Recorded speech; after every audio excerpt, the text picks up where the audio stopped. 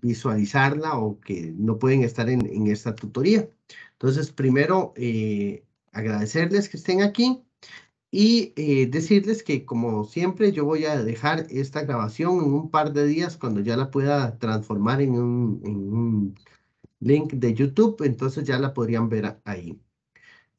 A mí me gusta empezar y trabajar muy bien la parte de las orientaciones para explicar con detalle eso. Eh, Igual puse este horario de viernes por hoy porque es que lastimosamente fue que tuvimos algún problema con la asignación del acceso a las plataformas y me lo dieron un poco tarde. Entonces, para tratar de afectarle lo menos posible, pues puse la tutoría el viernes. Pero tenemos que decidir qué día a ustedes les sirve más y qué día me sirve a mí y entonces poder hablar un poco de eso. Entonces, es lo primero que quiero que ustedes me mencionen. Eh, Obviamente yo tengo otra tutoría que estoy dando los jueves, entonces definitivamente jueves no puedo, pero díganme qué disponibilidad tienen ustedes entre lunes, martes y miércoles para tratar de no hacerla viernes.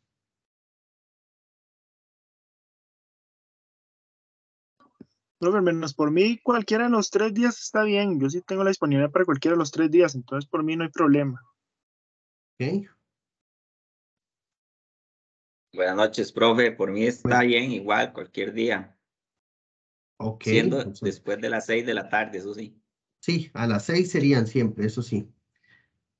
Ok, Profesor, buenas noches. buenas Disculpe, ¿me noches. podría repetir? Es que tengo un problema con internet. No sé, no le escuché muy bien. Ok, que yo por el día de hoy puse la tutoría viernes, pero no tengo realmente los viernes ni me queda bien ni bien, pero como me asignaron las plataformas muy tarde, para no afectarles a ustedes, puse esta viernes. Pero quiero definir con ustedes qué día entre lunes, martes y miércoles prefieren que demos la tutoría. Los dos primeros compañeros les da igual cualquiera de los 3 días, y yo perfecto. Realmente yo preferiría en un asunto de manejo que sean los lunes, que son los días como más tranquilos que tengo, pero no sé ustedes qué piensan. Entonces le pregunto a usted, Tatiana, ¿qué día le sirve a usted? Gracias, profe. Profe, a mí los lunes definitivamente no, porque ¿Ok? recibo otra tutoría de 5 de la tarde hasta las 8 de la noche.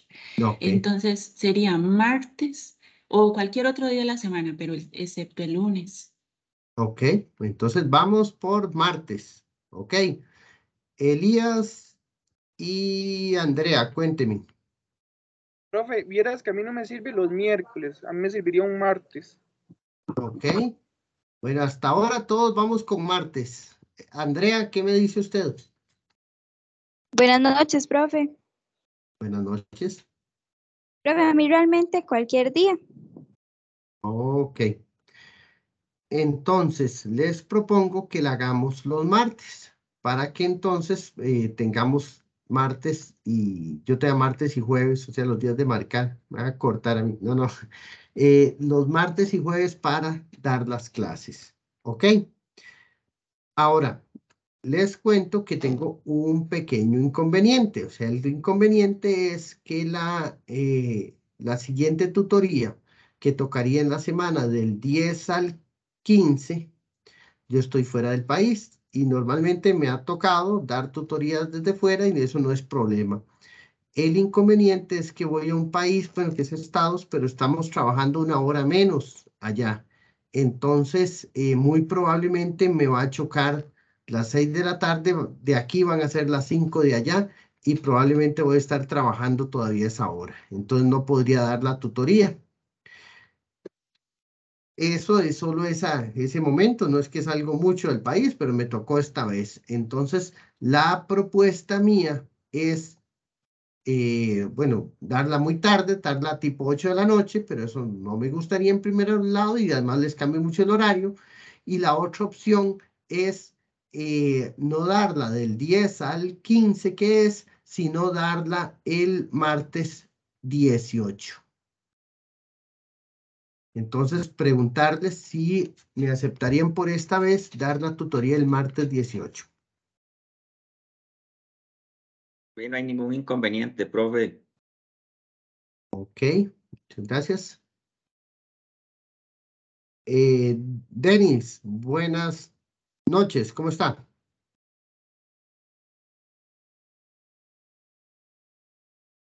¿Se me unió Denis? ¿Se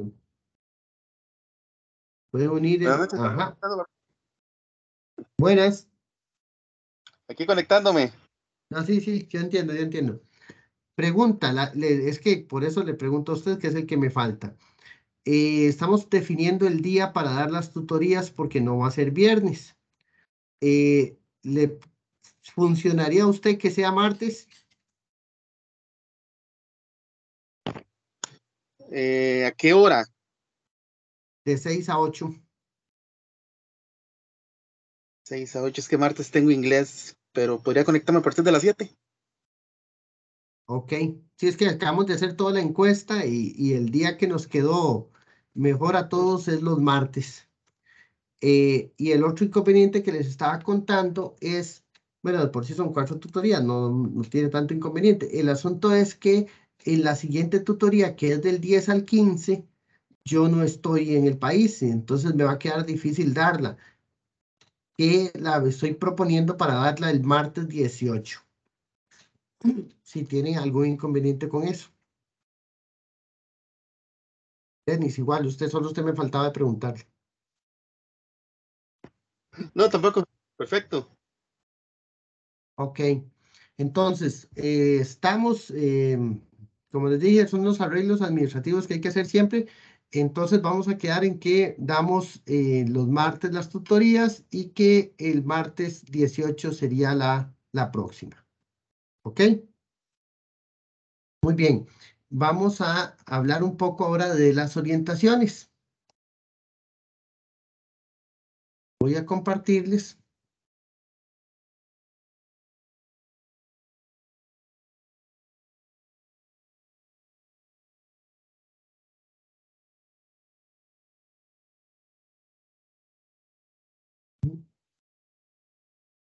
Muy bien, como ven la plataforma, tenemos en la misma estructura que tenemos en varios de los cursos. Aquí van a colocarse los avisos. Yo siempre les estoy invitando a diferentes eventos o avisando sobre las tutorías. Aquí coloqué lo del aviso de la nuestra y ahí van a encontrar cualquier comunicación referente al curso. Decirles que igual tenemos foros. En los foros está el foro de cafetería y el foro de dudas. Yo tengo que preocuparme por el foro de dudas y mantener las preguntas al día. Ahora, el otro foro, pues por ahora no tengo preguntas. El otro foro, que es el de cafetería, yo no me meto ahí a verlo. Ese es solo para ustedes, para que se ayuden a formar grupos y cosas por el estilo. O sea, que mantenga una comunicación entre ustedes. Este es el espacio de los grupos donde ustedes se alinean a algún grupo. Ahí podemos ver el avance que tenemos de grupos. Siempre me pasa que, bueno, es parte del diseño que hacemos nosotros, creamos más grupos de los que se ocupan. Pero esto por si acaso hubiese mucha matrícula. Pero normalmente eliminamos grupos. Entonces, por ejemplo, estos 3 grupos probablemente los voy a eliminar ahora. Nada más tengo que revisar cuántas personas tenemos. Entonces, los grupos son de 4. Si todavía no están en algún grupo, pues aprovechen, hay algunos con 3 personas y pueden irlos completando. La idea es que y ya es como política de la cátedra, tenemos que acostumbrarnos a trabajar en equipos porque en la vida nos toca esto. O sea, es muy difícil uno que en un trabajo no le toque compartir o hacer un proyecto con alguien. Entonces, es parte de lo que vamos desarrollando desde ahora. Entonces, no valen ni grupos de 2, ni grupos individuales, nada de eso lo trabajamos. Yo los administro aquí, por ejemplo, ahí don Jorge Luis Alfaro, digamos, está solo en ese grupo. Si de aquí al lunes esta persona está ahí sola, yo la moveré y la acomodaré en un grupo. Entonces, básicamente trataré de formar los grupos que se requieran. yo tengo algunas herramientas para eso. O sea, yo puedo administrar todos los grupos, sacar a las personas y a partir del lunes a las 6 de la tarde voy a hacer la afiliación obligatoria de los que no se afiliaron a grupos y movimientos de los grupos que son muy pequeños. Indicarles algunas reglas. Bueno, ahorita lo vamos a ver cuando veamos orientaciones, pero se los digo de una vez. El grupo es, digamos que de 4 personas. Entonces, ustedes les tocó con Juancito y Juancito no aparece y lo llaman y le escriben y Juancito no da señales de vida. Pues me lo informan, yo trato de comunicarme con él y si ya llega la tarea o el proyecto, lo que tengan que entregar y Juancito nunca apareció, ustedes igual lo ponen en la lista del grupo, pero le ponen una participación del 0%. Así no va a pasar que Juancito después me escriba y me diga, voy a hacer el proyecto solo porque esos nunca me contestaron. Entonces, no, ya usted, Juancito es de un grupo y tiene que responder a ese grupo. Y si no responde a ese grupo, no puede trabajar solo. O sea, eso no se puede. Entonces, para que lo tengan en cuenta. Si yo veo en un proyecto que nadie me indica participación, yo establezco que la participación es igual para todos. Y si ustedes consideran que alguien participó poco, pues le ponen un 50, un 75, un 0, lo que ustedes consideren, y así lo tomaremos en cuenta. Obviamente yo siempre hago procesos de verificación porque a veces puede ser que alguien me esté como, o sea, que algún conflicto haya en un grupo que no sea necesariamente como me lo están indicando, entonces yo tengo que verificar ambas partes siempre. Ok, después... Como les dije, esto de los grupos, para que lo tomen en cuenta, ya hay bastantes unidos, pero todavía faltan algunos que completar.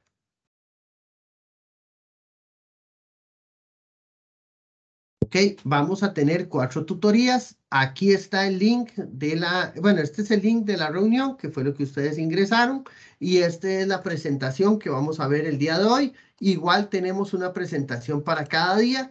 Yo no he puesto los links de las tutorías precisamente por este acuerdo que tenía que hacer con ustedes de definir bien las fechas para que podamos trabajar en orden durante el cuatrimestre.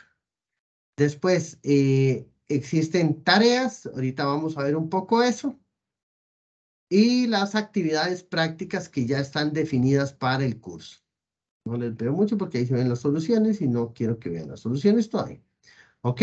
Y hay recursos de apoyo también que están ahí disponibles.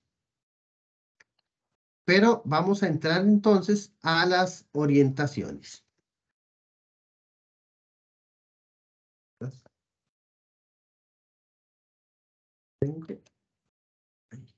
Ok. Muy bien. Eso se llama producción 2. Y nuestra encargada de cátedra es Montserrat. Y hay un correo electrónico de la cátedra que también pueden utilizar. Ahorita vamos a hablar un poco, y en este momento mejor vamos a hablar un poco de la comunicación. O sea, yo tengo de 24 a 48 horas para contestarle a ustedes. O sea, si ustedes me escriben el día de hoy a las 6 de la tarde, pues deberían esperarse que la mañana a las 6 de la tarde yo les haya contestado. Nos ha pasado que ustedes escriben a las 6 de la tarde y a las 8 de la noche ya le están escribiendo a la encargada de cátedra que Arnoldo no contesta. O sea, realmente yo entro a la plataforma una vez al día y trato de atender las dudas, pero obviamente no paso en la plataforma todo el día. Entonces, tienen que tomar en cuenta esa regla para que ustedes puedan esperar una respuesta. Y me ha pasado que la gente está entregando proyectos y 2 horas antes esperan que uno les atienda una duda, pues es un poco difícil. Entonces, para que comprendan que requerimos un tiempo de espera para poder recibir respuestas sobre las dudas que planteamos. ¿Ok? Para las comunicaciones usamos las siguientes pautas. Ustedes tienen foros para preguntas generales, o sea, cualquier aspecto del curso sobre una tabla que no entienden, un ejercicio que no comprenden, algo de teoría que no están teniendo claro, pues no, me lo preguntan a través del foro de dudas. Y así mi respuesta la ven todos y pueden verse beneficiados los compañeros por la respuesta que brindamos. Ya aspectos específicos, por ejemplo, del grupo, que Juancito no aparece, que hemos hecho tal parte y no la entendemos para el proyecto específico que estamos haciendo. Entonces, ese tipo de dudas las manejamos a través del correo de la plataforma. Yo también, aparte de los foros, yo estoy viendo el correo todos los días y estoy contestando esas dudas. Igual, manejarnos siempre con el mayor respeto y con la claridad del caso. O sea, a veces ustedes, me ha pasado que me preguntan, bueno, profe, ¿y en el proyecto de nosotros qué opina de tal cosa? Y yo, es que no me acuerdo de cuál es el proyecto de ustedes. O sea, tienen que darme un contexto sobre lo que me están preguntando para yo poder darles una buena retroalimentación. Ok, hasta ahí todo claro. Si tienen alguna duda, me indican, por favor.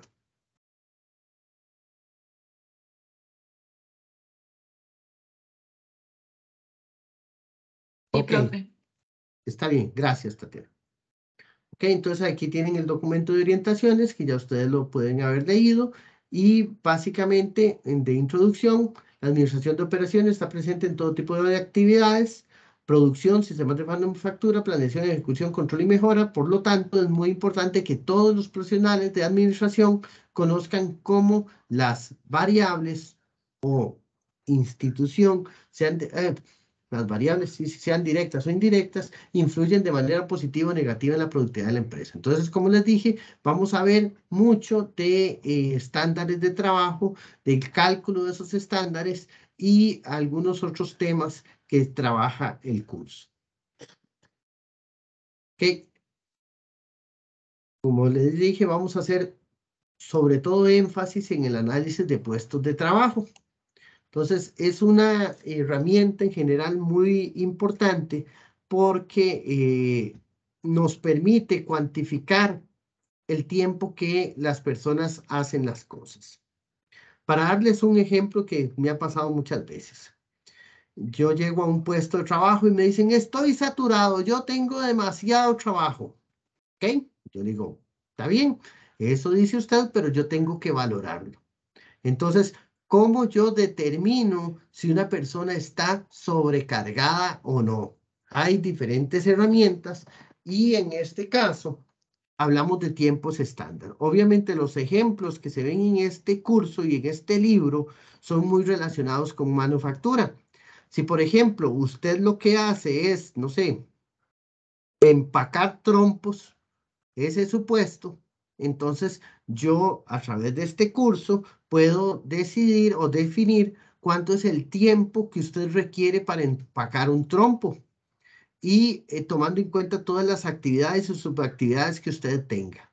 A ese tiempo le agrego algunos suplementos que son tiempos adicionales por descanso, por fatiga, por iluminación, por edad, para ir al baño. Todos esos posibles tiempos que tenga, se los complemento al tiempo que ya usted tarda en una muestra que yo saco de varias trompos que usted empaca y puedo calcular entonces un tiempo estándar.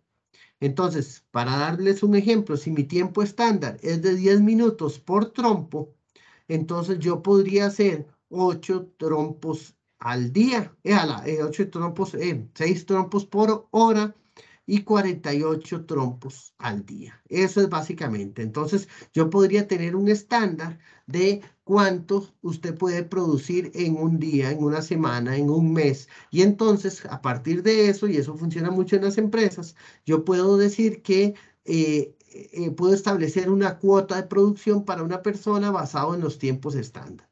Entonces yo le digo, usted se la juega haciendo los 6 trompos por hora. Me dice, sí, pero vamos a jugar. Y puede que haga 7 y puede que haga 5. Entonces ahí manejaríamos las decisiones. Pero entonces el concepto de tiempos estándar nos permite establecer pronósticos de cuánto podemos producir, de cuántas personas ocupamos y desde el punto de vista de la persona que trabaja, pues también tener clara qué es lo que se espera de ellos para producir o hacer la cantidad de tareas que tenemos.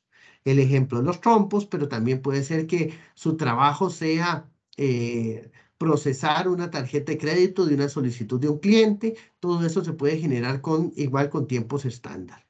Hay procesos más complejos cuando usted maneja diferentes tipos de servicios, pero yo también puedo generar un tiempo estándar por cada servicio y hacer una mezcla donde solo registro qué tipo de servicio es y después cuantifico al final del día la cantidad de tiempo que deberíamos haber dedicado. Entonces, sí tiene mucha aplicación si hacemos una buena administración de eso. Ok, hasta ahí, si tienen alguna duda me indican, si no, para seguir con las orientaciones.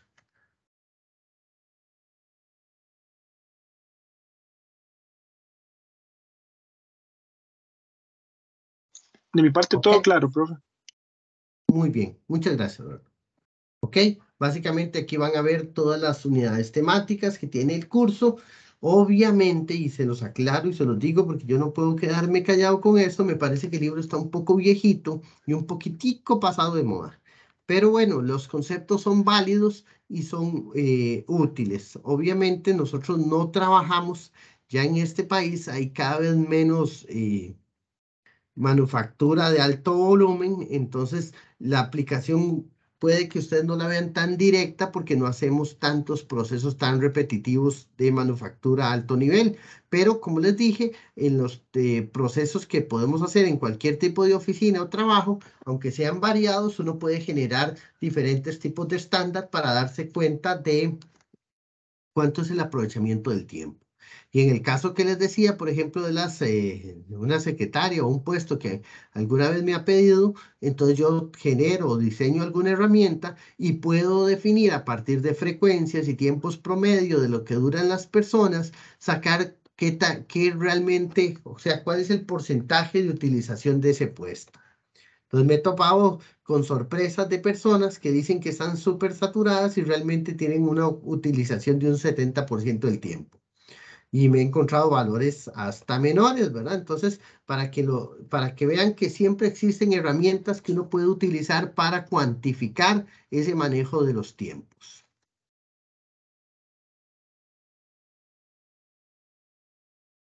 Ok, hablando de los temas, entonces hay uno de organización y métodos de trabajo. Después la medición del trabajo y los procedimientos para medirlo, muestreos de trabajo, fórmulas de tiempos y algunos esquemas de tipos de análisis de tiempos y balanceo de líneas al final. Entonces trabajamos temas interesantes que ustedes les pueden servir en cualquier tipo de organización.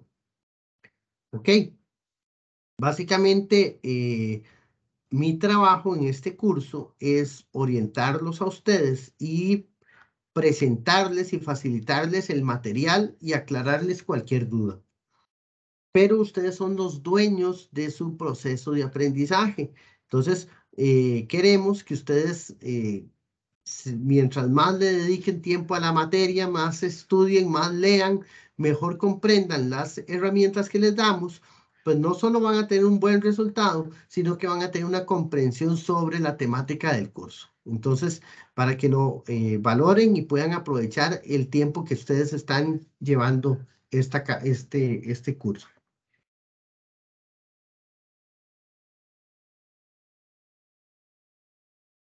Ok, ahí habla de los foros, que ya eso lo hablamos.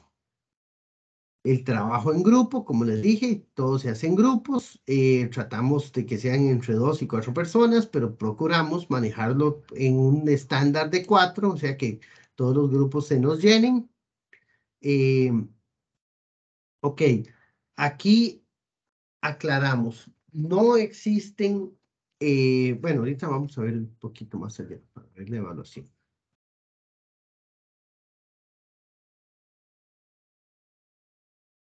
La evaluación, aquí está. Ok, para que repasemos esto un poquito. Tenemos una primera tarea que vale un 20%, 2 prácticas individuales de 20% y la entrega del proyecto en 2 etapas que vale el 40%.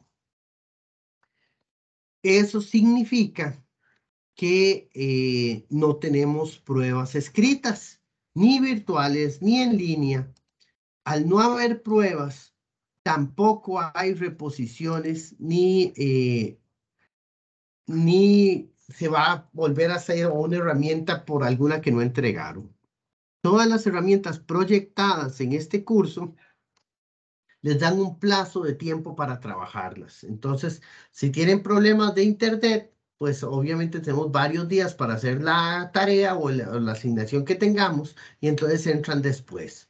Les recomiendo que entreguen las tareas temprano. O sea, si algo tiene un rango de 3 días para hacerlo, entonces traten de hacerlo en el primer día por si tienen cualquier eventualidad, pues tener el segundo y el tercer día para entregarlo. O sea, no se pongan a tratar de hacer las cosas al tercero porque pueden tener algún inconveniente y como les dije, lastimosamente, si no entregan, entonces no se puede calificar. Y todo tiene que estar subido en la plataforma. Entonces, para que me ayuden con eso.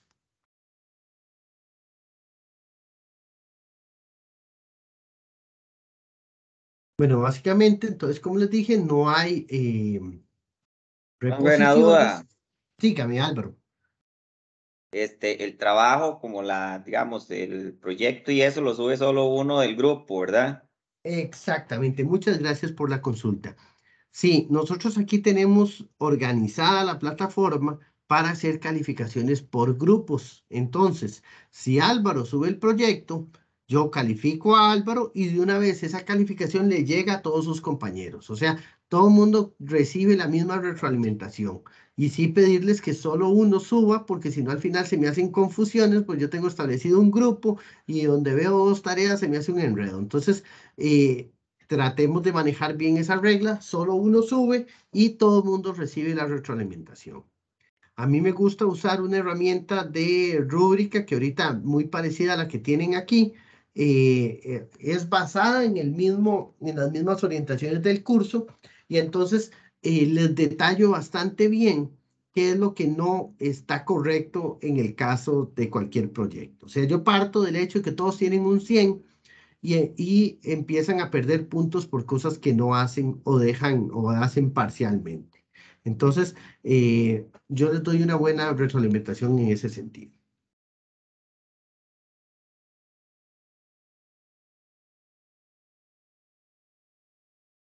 Bueno, hablarles con que hay que tener mucho cuidado con el plagio. Tenemos algunas herramientas para poder comparar documentos.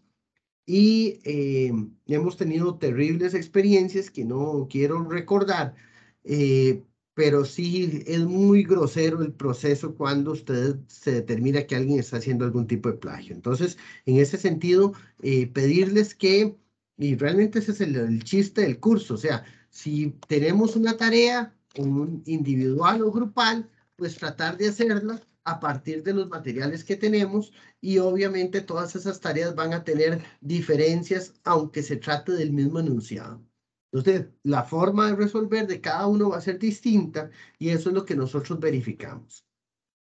Y están diseñadas para que no sean imposibles de hacer, sino que ustedes las puedan trabajar.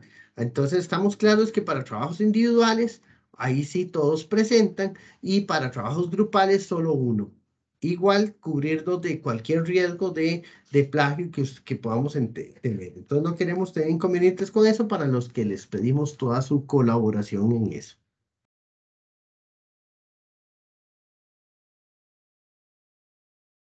Ok, aquí vamos en las actividades. Acabamos de empezar el cuatrimestre, entonces tenemos mucho tiempo y tenemos muchas posibilidades de que todo salga muy bien. Básicamente esta es la primera tutoría, que es entre el 26 y el 1 de octubre. Vamos a ver los capítulos 10 y 11. Esta otra está del 26 de septiembre al 2, es el tiempo de inscribirse en los grupos. Como ustedes ven, el 2 es el día domingo. Yo les voy a dar tiempo al 3. Entonces, el 3 a las 6 de la tarde, yo voy a hacer el movimiento final de los grupos para que todo el mundo quede ya asociado a un grupo.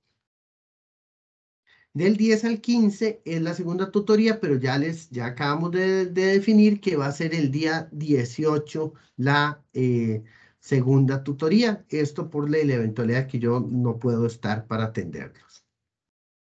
Ahí hay una tarea que empieza el 19 y termina el 25. Entonces realmente a ustedes no les va a afectar porque tienen un buen plazo y obviamente yo doy la tutoría un día antes de que se abra la tarea. Así que tienen la ventaja de que no les va a afectar el que no hayan tenido la tutoría del 10 al 15. Básicamente la tarea tiene algunos contenidos de los capítulos vistos y dedique ese plazo del 19 al 25 para completarla. Después viene una práctica individual, que es el 26 al 1 de noviembre. Como ustedes ven que tienen 4 o 5 días para hacer cada actividad. Entonces, para que se programen adecuadamente y las hagan en los primeros días, que es lo que yo les indicaba, para que aseguren que ustedes van a ser bien calificados en esas actividades. La tercera tutoría del 31 al 5 de noviembre, ahí sí la vamos a dar dentro de ese periodo, sin tener ningún inconveniente, si Dios quiere, y la haremos igual los martes a las 6 de la tarde. El proyecto A se entrega el 9 de noviembre, entre el 9 y el 15 de noviembre, y ahí, como les dije, es una entrega electrónica basada en el espacio de la plataforma. Hay parte B del proyecto y de una vez lo digo, yo no quiero que me vuelvan a hacer copia de la parte de la A del proyecto y me la mejoren y me la arreglen, no. Con las observaciones que yo les doy, yo sé que ustedes van a corregir ese proyecto o ese documento o van al menos usar esa información corregida para la segunda parte. Pero yo no ocupo que en la parte B me asignen otra vez o me asocien otra vez el material de la A. Y también tienen la actividad individual 2 del 16 al 22 de noviembre y posteriormente ya del 30 al 6 tenemos la última entrega del proyecto para que ustedes puedan estar saliendo en los primeros días de diciembre. ¿Ok? Hasta ahí estamos claros. Cualquier duda me dicen, por favor.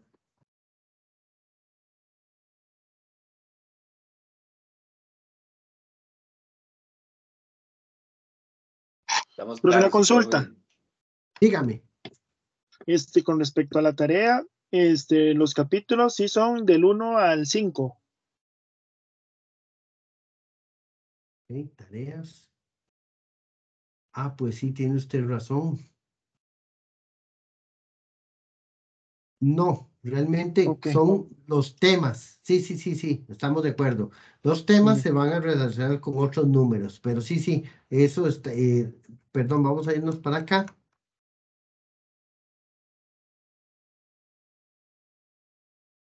Sí, son las unidades temáticas y esos van a tener capítulos diferentes en el libro. Sí, pero no se guíe tanto por eso, sino por los capítulos del libro que está a la derecha. Gracias, profe. ¿Ok? Sí, en ese caso, en tarea 1 van a entrar del capítulo 10 al capítulo 14.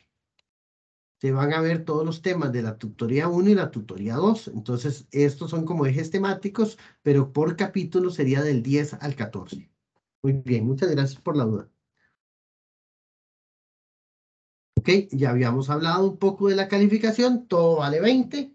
Y entonces eso tiene una gran ventaja, porque si en alguno fallan y se resbalan y les va como un trasero, dijo alguien, entonces sacan un 40, pues no es que van a perder el curso. O sea, la ventaja es que cada cosa vale 20 y salir mal en alguna no va a ser como opción de quedarse, sino que da toda la posibilidad de recuperarse y poder salir bien en el curso. ¿Ok?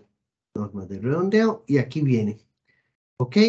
Tarea 1. La tarea 1 puede consistir en, hay diferentes opciones de tarea 1. Las prácticas individuales. Estas actividades individuales contemplan problemas prácticos y eso, como les dije, van a ser, valga la redundancia, individuales y entonces no se las presten a los compañeros, ¿verdad? Porque ya nos ha pasado que gente hace muy bien la tarea, nos pasó en un grupo una vez que una muchacha hizo la tarea y le hizo muy bien, la entregó, pero la dejó puesta en la nube que compartía con los compañeros de grupo.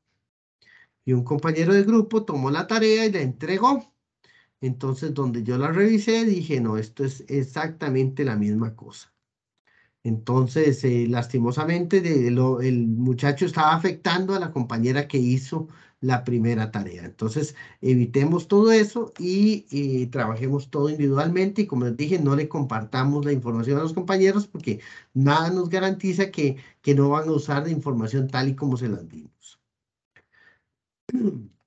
Partes A y B del proyecto.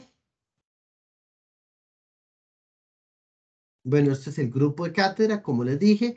Si yo no he contestado después de las 24, 30 horas, no sé cuánto me quieren dar, entonces sí pueden alzar o elevar la consulta a la cátedra de producción o a Montserrat. Y entonces ellos supongo que me van a contactar y yo les voy a dar una respuesta a ustedes más rápida. Pero básicamente ese es el proceso.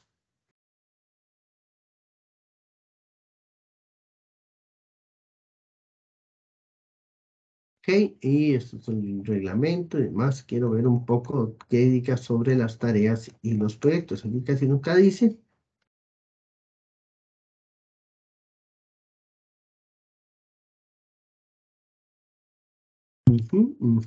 Esto se queda así.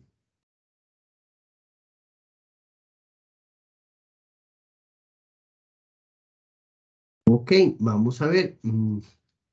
Tenemos en este curso una guía de estudio.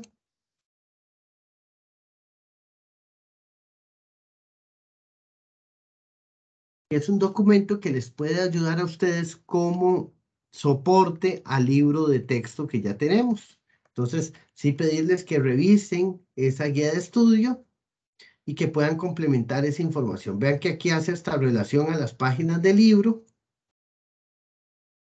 y pueden trabajarla bastante bien.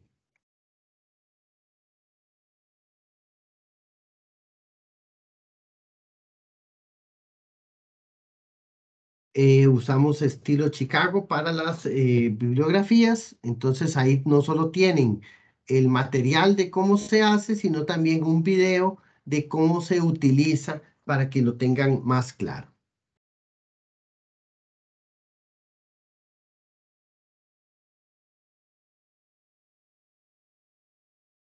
¿Ok? ¿Alguna duda hasta acá?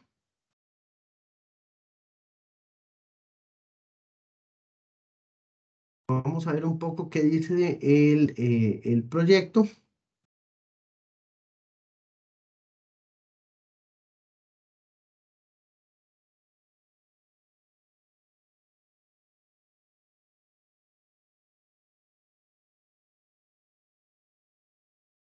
Esta es la descripción de las partes A y B del proyecto. ¿Qué dice el proyecto? Parte A está compuesto por por estas partes. Primero tiene una introducción, marco teórico, metodología y bibliografía. Y la parte B va a tener resumen, diagnóstico de la situación, alternativas de solución, implementación, conclusiones, recomendaciones y apéndices. O sea, básicamente estamos agarrando todo el proyecto, pero dividiéndolo en dos etapas. Ahí ella habla de algunas reglas. Yo no soy tan estricto en esto del espaciado 1,5 y el tamaño de letra. Todo eso no me genera ninguna preocupación. Así que no se preocupen tanto por eso. Ahí hay artículos científicos que pueden usar. Básicamente la portada. Ahí hay una estructura de portada.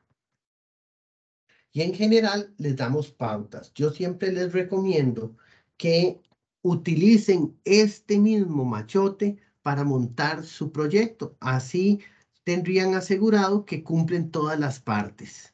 Entonces, muchas veces me pasa que uno cuando está revisando, pues le cuesta identificar cuánto es una parte y cuándo otra. Por eso siempre les pido, copien la estructura, hagan subtítulos para que nosotros cuando revisamos podamos verlo fácilmente y poderles asignar los puntos que corresponde a cada etapa. ¿Ok? Hay que hacer una introducción donde ubicar la empresa, justificar el proyecto, los objetivos, alcances y limitaciones. Bastante concreto, bastante útil para que darnos una idea del tipo de organización que ustedes tienen. Ahora, me van a preguntar qué tipo de, vamos a ver qué tipo de empresa.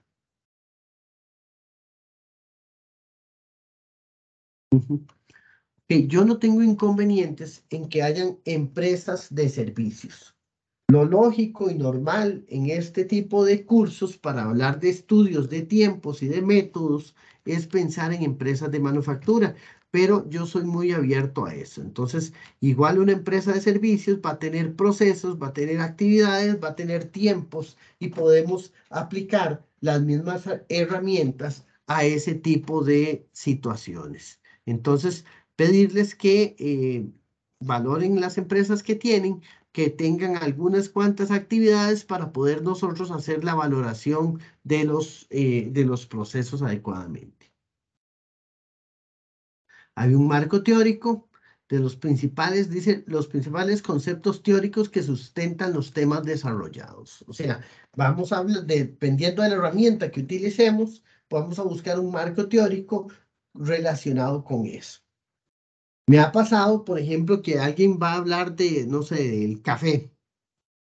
Y van a hacer un proyecto en un beneficio de café y lo que me ponen de marco teórico es la historia del café y cómo ha venido al país y todos los equipos que se usan. Entonces, eso no es un marco teórico porque no está dando sustento a las herramientas que están utilizando, sino más bien a la empresa o al tipo de empresa que es. Entonces, para que asociemos el marco teórico con el análisis o documentación de las herramientas que utilizamos.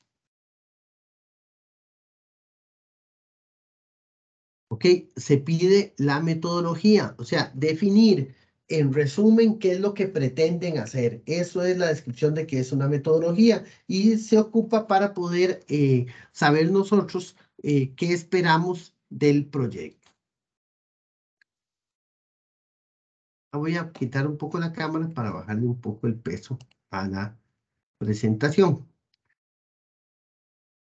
Después dice, diagnóstico de la situación actual de la organización. En esta sección se debe presentar una descripción detallada con datos claros y coherentes de la situación actual en la empresa en cada uno de los temas que conforman el eje temático de tiempo estándar. O sea, vamos a hacer un diagnóstico del tiempo de los tiempos estándar de los puestos que elijamos. Entonces, eso es lo primero. Dice, el punto B, describe detalladamente el balance de líneas existente. O sea, el balance de líneas, el grupo de personas trabajando para conformar el proceso. Y describe detalladamente el tipo de remuneración existente. Entonces, el esquema de pago o de remuneración que se usa. Hay empresas que pagan por unidad o por lote o por proceso, o hay otras que pagan por horas. Entonces, hay diferentes esquemas de pago para que ustedes los consideren. Y después las alternativas de solución. En esta sección se plantean las propuestas de solución a los problemas encontrados. Entonces, hacemos un diagnóstico que vemos los métodos de trabajo, los tiempos, el uso de las máquinas y demás, y después, o de los servicios, dependiendo, y después hacemos un grupo de propuestas de solución. Después, la implementación de las soluciones es diseñar un plan para implementarlos. A veces es muy difícil llegar a una implementación real. Entonces, al menos les pedimos que incluyan un plan de implementación. Luego, las conclusiones. Entonces, los principales resultados del trabajo a partir de los hallazgos del diagnóstico. Recomendaciones, bibliografía, anexos y demás. Entonces, recuerden que hay unas partes que se entregan en A, que es de introducción, marco teórico, metodología y hasta bibliografía, y las otras etapas se entregan en la parte B del proyecto. Ok, este último apartado de acá son las rúbricas, es la forma en la que nosotros calificamos el documento de ustedes. Entonces, básicamente, si la portada incluye los 6 aspectos, pues tendrá los 3 puntos que vale. Si la portada le falta, bueno, la portada, hablo de cada uno de los elementos que están aquí. La estructura, lo que estamos valorando, si tiene todos los elementos, la estructura, tendrán los 3 puntos. Y si les falta, por ejemplo, no le incluyen índice, entonces dice cumple con 3 o 5 puntos. Aquí les bajaríamos 1 por ese concepto. Y así con cada uno de los apartados. Entonces, las rúbricas nos ayudan a saber qué es lo que esperan que coloquemos para poder obtener la puntuación máxima.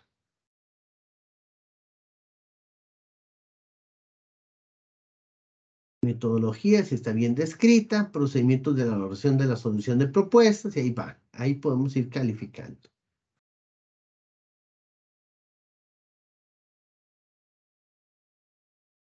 Okay, ese es básicamente el documento que existe para describir el proyecto. Muy bien.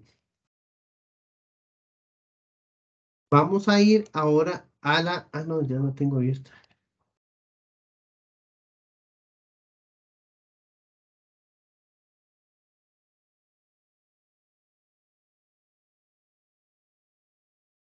No sé si tienen alguna duda, sino para entrar en materia.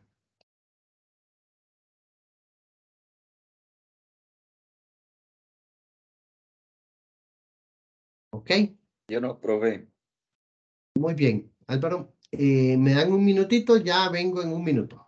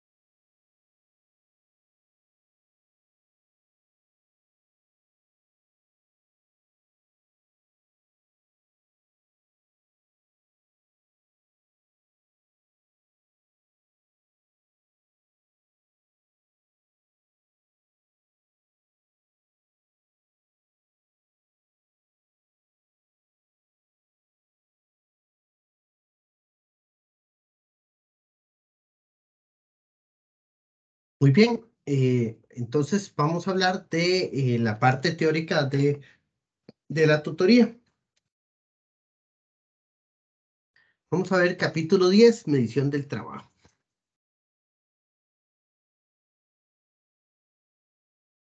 Existen diferentes precursores en todos los temas de la ingeniería y la administración. En ese caso, el señor Taylor es el padre de los métodos de trabajo. Entonces, obviamente, eso fue hace mucho tiempo, pero las bases de la medición del trabajo, pues se mantienen todavía. Entonces, básicamente, decir que veníamos de esquemas artesanales. ¿Y qué significaba un esquema artesanal? Bueno, por ejemplo, que usted tenía un padre zapatero y entonces probablemente usted iba a ser zapatero. ¿Y eso cómo lo aprendía? Desde niño le daban tareas básicas en el manejo de cómo hacer zapatos. Conforme iba a su adolescencia, pues le daban tareas más complejas. Y ya cuando era una persona ya adulta, a los 20 años o 18 años, ya iba a ser un zapatero que conociera bastante del negocio. Y de ahí se enrumbaba el resto de su vida a hacer productos que no eran para nada malos. Realmente el proceso artesanal siempre es de muy alta calidad, pero lamentablemente no tiene los niveles de producción que se ocupan para ser rentables muchas veces. Y en aquellos tiempos, pues no se consideraba la calidad de las cosas hechas a mano tan valorizada como es ahora. Entonces, siempre existía la lucha entre los trabajos artesanales y los trabajos en masa o en producción en línea. Entonces, la medición del trabajo viene a definir cómo yo empiezo a especializar personas en procesos que ya no son artesanales. Entonces, ya ahí para trabajar un zapato, ya tengo una persona que prepara el cuero, otra persona que alista los materiales, otro que hace el corte, y otro que hace ya el ensamble y otro que da el acabado final. Entonces, ya como ven, ahí existe un concepto de división del trabajo y pueden lograrse tasas de producción mayores. Aunque por supuesto, como yo les decía, el proceso de un artesano pues es mucho más detallado y tiene mejores niveles de calidad, pero en aquellos momentos no era tan, no se veía tan bien eso. Entonces, lastimosamente, se trató de industrializar todo y al final terminamos haciendo producciones en línea y en masa de muchas cosas, que ya actualmente pues ya no es tanto, porque ahora reducimos la cantidad de personas por trabajar en esquemas de automatización y robotización que nos permiten reemplazar las tareas manuales por tareas automáticas.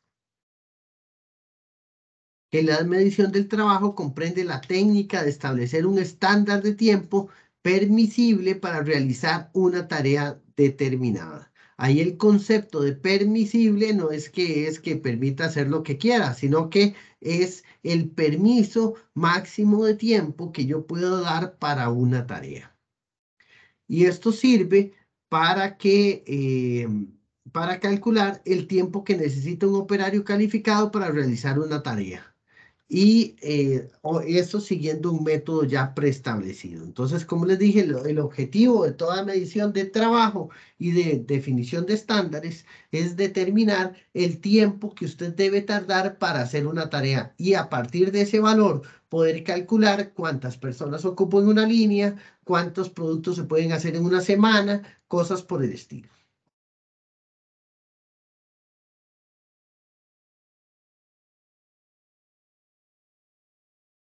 Avances que logró Taylor es la secuencia lógica de los procesos, o sea, las diferentes actividades que conformaban el proceso, analizar las operaciones para eliminar innecesarias, determinar el mejor método de trabajo, estandarizar los métodos y establecer con exactitud el tiempo que el operario calificado como normal necesita para ejecutar un trabajo.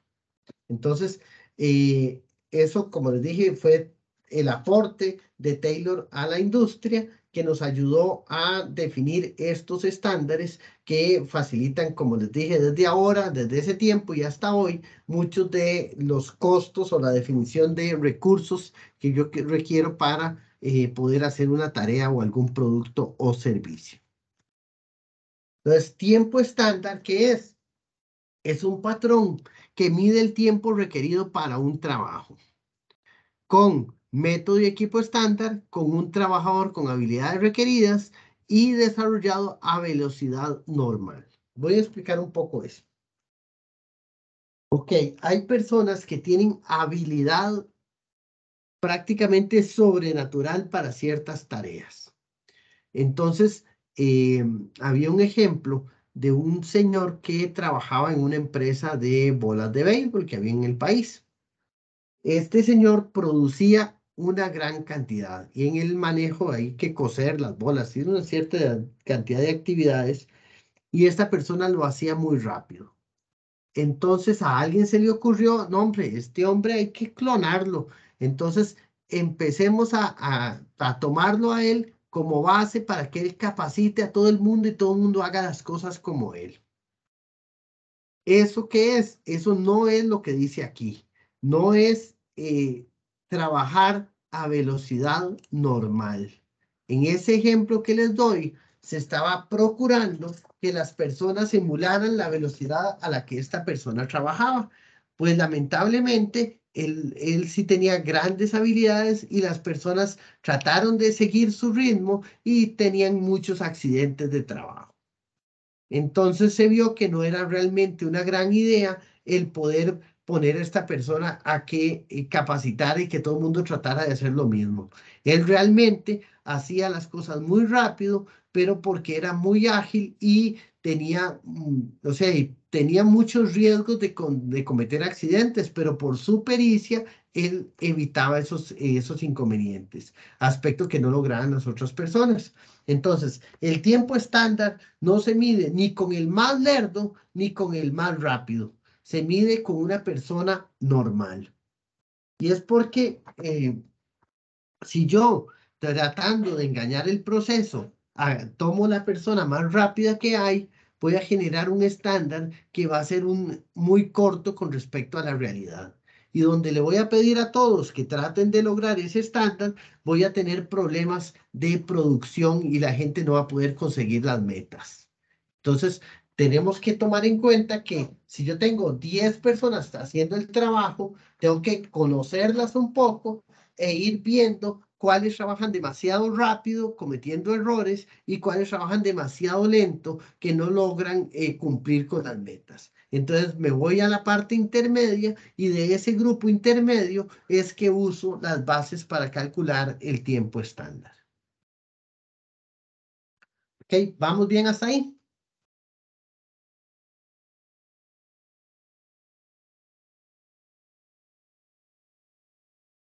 ¿Ok?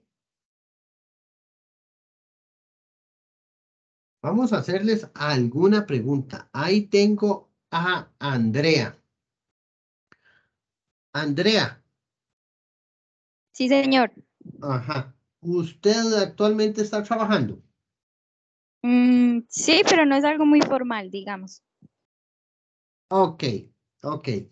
Pero puede usted decirme si considera que la medición del tiempo estándar aplica a los trabajos que podemos tener normalmente. ¿Sí o Eh, no? sí. Ok. ¿Y Ujú. usted me puede dar un ejemplo? Un ejemplo de una acción que yo haga en mi trabajo, por ejemplo. Ajá. O si algo que yo pueda decir, por eso podemos medir un tiempo estándar. Vamos a ver, bueno, voy a dar lo que entiendo, profe. Ajá. Eh, yo trabajo en un puesto de tiempos y lotería, Ajá. en donde se llena mucho. Exacto. Muy bien. Por lo tanto, yo tengo que ser muy activa y pendiente de todo al mismo tiempo. Y no puedo esperar, eh, bueno, sí, puede existir un rango entre el tiquete que tengo que hacer y cobrarle a la persona. Ajá. Ese sería mi ejemplo. Exactamente. Ok. Vamos a parafrasear su ejemplo. Ok. Si usted tiene 6 personas en cola, usted no puede Ujú, durar mucho en atender a alguno porque puede que los últimos 2 de la cola decidan irse. Entonces, ujú. usted tiene que tener claro cuáles son sus actividades y el tiempo que usted considera haciendo las cosas bien, que puede tardar para hacer todo el proceso de forma que cumpla con lo que el cliente quiere, el control de la operación que usted requiere y que sea atendido que se pueda atender una buena cantidad de personas. Eso es un tiempo estándar. Porque si Ok, lo hacemos, perdón, dígame, ¿sí? no, no, que exactamente eso. Si hacemos las cosas muy rápido para atender muchos clientes, podemos tener problemas de recaudación de la plata, podemos cometer errores y dar o sea, no entregar lo que se nos está pidiendo y podemos incluso y sobre todo cuando es plata, pues tener pérdidas y eso muchas veces las pérdidas se las terminan cobrando a uno. Entonces, por eso es que hay que establecer ese estándar y decir hasta cuándo yo puedo atender a alguien bien y hasta cuándo ya lo hago muy a la carrera y puedo tener errores. ¿Ok? Estamos claros. Muchas Sí, gracias, Andrea. Ujú. mucho gusto, profe. Ok, vamos a hablar ahora de medición del trabajo. Entonces, ¿Para qué medimos el trabajo? Para incrementar la eficiencia, para proporcionar estándares y eso en general en las organizaciones se relaciona con los costos, con la producción y con la supervisión. O sea, hay empresas que ya están muy delimitadas. Yo trabajé en una empresa de una cosa que llaman arrancadores. Entonces teníamos 200 personas trabajando ahí. Y todo se hace por estándares. Entonces, ¿qué significa eso? Que cada operario tiene que lograr trabajar una cuota de arrancadores en las diferentes etapas del proceso para poder lograr los estándares de producción. Entonces, ¿qué pasa? Si, por ejemplo, se duplica la cantidad de arrancadores que me está pidiendo el mercado, entonces yo automáticamente duplico la cantidad de personal que tengo. ¿Por qué? Porque tengo tan bien medido cuánto tardan haciendo cada tarea que yo, si tengo un incremento del 10%, sé cuántas personas tengo que meter de más para mantener los mismos niveles. Entonces ahí es donde tiene sentido todo esto de la medición del trabajo y los tiempos estándares, porque me va a permitir a mí cuantificar y hacer adecuaciones de mi plan de producción para que las personas siempre me estén alcanzando para lo que tengo que hacer y los niveles de producción se mantengan. Lastimosamente hay empresas que han tomado esto muy en serio y entonces es eso que es una empresa que tiene 500 personas, baja la producción y se quedaron 300 nada más y botaron a 200. 2 veces después sube otra vez la producción y hay que buscar 200 más. ¿Y por qué no digo los mismos 200? Porque probablemente esas 200 personas ya consiguieron trabajo en otro lado. Y entonces tengo que traer 200 nuevos, que implica que hay que capacitarlos, que hay una curva de aprendizaje, que hay una cantidad de errores. Entonces, a veces esas empresas que siguen también demasiado los estándares y trabajan su planilla de acuerdo al estándar de personal que tienen, pues cometen esos errores de estar sacando y metiendo gente, lo que genera problemas de calidad y de productividad. Entonces, la medición del trabajo me permite, ¿qué es la importancia que tiene? Bueno, por la necesidad de mejorar el aprovechamiento de la mano de obra, o sea, de las personas, y reducir los costos, es que ocupamos medir adecuadamente el trabajo. Este país, ustedes saben que es un país bastante caro. O sea, realmente si usted compara otros países, la mano de obra o el salario, los salarios en el país son bastante altos. Entonces, nosotros nos hemos salido paulatinamente de los esquemas de producción por masas. ¿Por qué? Porque no competimos con una Malasia o competir con China, donde los salarios son mucho menores y las cantidades, 12 horas diarias que trabajan, ¿verdad? Y no tienen toda la reglamentación laboral que tenemos y entonces nos cuesta competir a ese nivel. Entonces, ¿qué es lo que busca el país? Busca, está bien, competir en producción en línea, pero con productos de alto valor agregado. O sea, los componentes médicos, los componentes electrónicos, componentes de computadoras, que hacen que no solo se requiere una producción, también que se usan estándares, sino también que se requiere personal con cierto nivel de capacitación y educación para poder aplicar las tareas. Y eso es lo que nos diferencia con respecto a otros países. Si eso no fuera así, pues realmente nosotros no tendríamos producción porque somos, como les dije, bastante caros.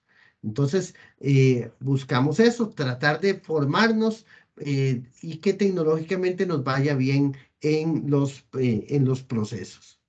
Denis, ¿me iba a decir algo? Como lo que sucedió con Intel, que Intel se fue de Costa Rica porque Costa Rica era muy cara para producir, se fue para Asia, no les resultó y se devolvieron para Costa Rica y están en el proceso de recontratación de personal.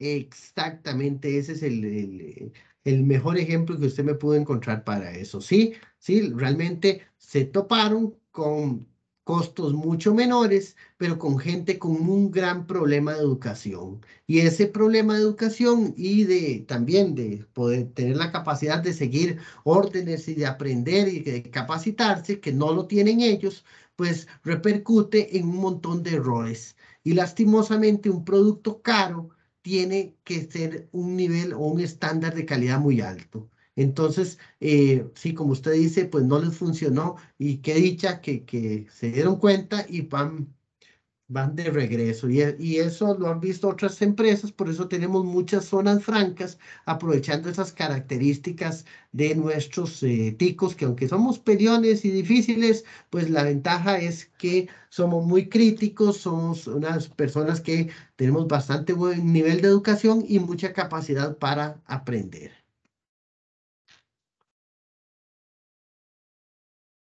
Ok. Buscamos en esas mediciones del trabajo eliminar el trabajo innecesario. Combinar operaciones y cambiar la secuencia de operaciones o simplificar operaciones. O sea, hay muchas acciones que uno puede hacer para mejorar un proceso, pero no es tan fácil. O sea, no es que, digamos que ustedes me digan, vaya a tal empresa y la visita y usted en una hora ya redujo la mitad del tiempo del proceso. O sea, obviamente no es así. Hay que hacer mediciones, hay que buscar alternativas. En el curso de producción 1 veíamos, por ejemplo, que uno puede basarse en mejoras de métodos o incluso en incluir tecnología para poder facilitar las tareas que hacen las personas. Igualmente aquí, o sea, cuando uno analiza un método, tiene que ver no solo cómo se hace, sino también alternativas de herramientas, alternativas de equipos, alternativas de automatización que usted pueda seguir para poder mejorar el método de trabajo y reducir en ese caso los tiempos de elaboración.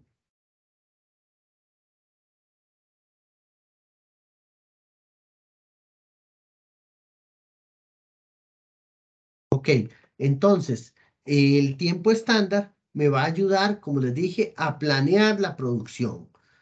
Al tener un tiempo promedio que yo sé que tardo por producto, puedo planear cuántos productos voy a hacer. También en algún momento trabajé en una empresa de lámparas. Entonces hacíamos fluorescentes y algunos tipos de lámparas ahí. Entonces, el plan de producción que era, haga 10 lámparas de calle, 2 lámparas fluorescentes, 50 de este tipo. Entonces teníamos una mezcla de productos que hacer al mes. Entonces, los compañeros tenían que acomodar los equipos y las personas para tratar de hacer de la forma más eficiente esa mezcla de productos. Y cada cambio de un producto a otro, pues involucraba tiempo. Entonces, todo esto del concepto de la medición del trabajo nos ayudaba a poder calcular adecuadamente cuánto tiempo íbamos a durar en cada proceso o en cada cambio de producto y poder cumplir las expectativas al final del mes. Obviamente también facilita la supervisión. Si yo ya sé cuánto es el tiempo estándar que tarda una tarea, pues puedo saber fácilmente quién está cumpliendo los estándares y quién no. Formula sistemas de costos, o sea, puede aprovecharse mucho la información para poder generar datos importantes para la toma de decisiones en la empresa.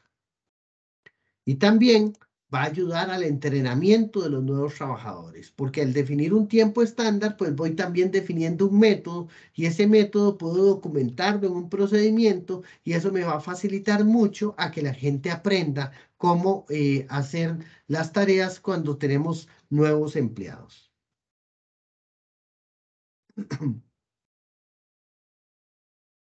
En general, la medición del trabajo para reducir los costos, porque voy a poder producir más unidades en el mismo tiempo y mejora las condiciones obreras porque los tiempos estándar permiten establecer un sistema de pago de salarios con incentivos y al producir más se recibe más. O sea, los tiempos estándar me van a permitir a mí decir cuánto es lo que espero de tiempo o de cantidad de productos que yo puedo sacar en un día. Si hay personas que tienen la habilidad de producir más que eso con los mismos niveles de calidad, pues esas personas pueden recibir una retribución que al final es un beneficio para la misma empresa, porque está produciendo más con el mismo recurso. Entonces es lógico que brinden un incentivo al respecto. Ok, vamos ahora a empezar un poco capítulo 11. Capítulo 11 es el procedimiento para la medición del trabajo. Ok, para mediciones hay varias técnicas. Podemos hacer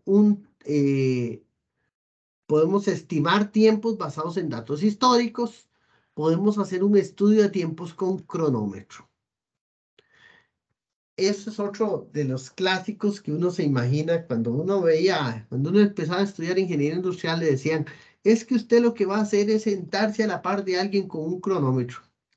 Entonces, esa era la idea antigua que había de qué hacían los ingenieros industriales o los administradores en ese tiempo, que era básicamente medir con el cronómetro cuánto duraba cada quien haciendo algo.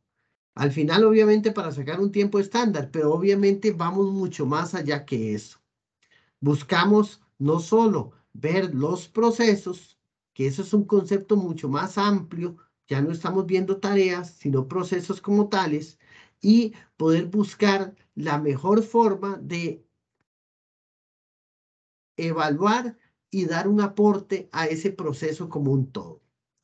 Los jueves, como les dije, los martes, bueno, perdón, los jueves, estoy dando el curso de gestión de procesos. Entonces ahí vemos un poco la diferencia entre trabajar actividades y trabajar procesos. La ventaja, los procesos me permiten algo que no hacen, que es la limitante que tienen todos los estudios de tiempos. Los estudios de tiempos y medición del trabajo en general ocupa que la tarea sea la misma y repetitiva. La ventaja de procesos es que yo no ocupo ese nivel de repetición tan alto. Puedo trabajar estándares más gruesos y mayor variedad de productos. Entonces, por eso es que yo prefiero el concepto de evaluar procesos que medir tiempos o estudios de medición del trabajo específico, por esas condiciones que no tengo tan repetitivas. Entonces puedo, en técnicas de medición, como les dije, estimar datos históricos, estimar a través o trabajar con cronómetro y micromovimientos. ¿Qué son los micromovimientos? Bueno, hay tareas que son repetitivas, pero que son muy rápidas. Entonces, para poder hacer un estudio de medición del trabajo para una tarea con movimientos muy rápidos, pues yo uso un video en cámara lenta para poder determinar cuáles son las acciones que las personas toman y poder hacer mejoras en ese sentido. Entonces, los micromovimientos es una evolución del estudio de tiempos, pero basado en el nivel de detalle por la velocidad de las tareas. Puedo hacer un muestreo de trabajo. Un muestreo de trabajo es cuando usted no quiere medir todo el día a una persona, sino que nada más establece, por ejemplo, voy a establecer que cada 15 minutos voy a ir y pasar por enfrente de ese puesto. Si el puesto te va a tener dos tipos de acciones, ¿está trabajando o no lo está? Y entonces a partir de ese dato estadístico, yo paso cada 15 minutos y después de 8 horas, yo puedo decir el porcentaje de ocupación de ese puesto. Porque estoy haciendo un aleatorio, porque no hay nada que diferencie 15 minutos de los siguientes 15, porque el señor no me está viendo, cosas de esas que me garantizan la aleatoriedad del proceso y puedo yo decir que una persona está el 50% del tiempo trabajando y el otro 50% del tiempo está viendo el celular, para decir algo. Entonces, yo puedo hacer mediciones del trabajo de ese tipo. Y también puedo hacer combinaciones de los datos estándar y fórmulas de tiempo. O sea, puedo hacer toda una serie de técnicas para poder determinar el tiempo que tarda una persona en un trabajo X. Entonces, en este primer caso, el estudio de tiempos con cronómetro vean lo que pintoresco se ve ahí. O sea, la persona está haciendo su trabajo Y lo que siente es una sombra a la par con un cronómetro midiendo cuánto tiempo tarda. Y vean que hasta Gabacha usa, es que es todo clásico. O sea, obviamente eso ya no pasa. ¿Por qué no puede hacerse así? Porque esa persona que está ahí a la par, bueno, las que está siendo evaluada, lo primero que sabe es que está siendo evaluada. Lo segundo es que se siente presionada para poder generar el mejor resultado posible.